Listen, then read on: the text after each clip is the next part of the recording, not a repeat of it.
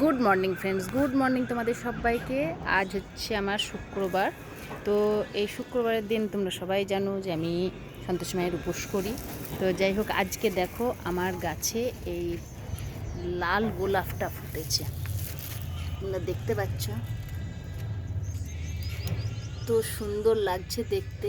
আজ এটা মায়ের পায়ে আমি দিব, তো তার জন্য আমি এটাকে এখনও পর্যন্ত জমিয়ে রেখেছি, তুলিনি ইচ্ছে করেই যে এটা আজকে দিব। তাই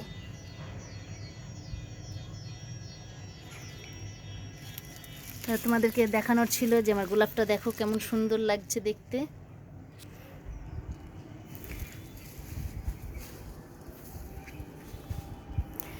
ব্যাস, তাহলে আজকের মতন এইটুকুই। আজ আমি এটা দিয়েই ঠাকুরকে পুজো দিব।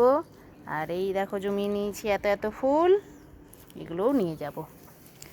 তো আজকের মতন এইটুকুই, টাটা।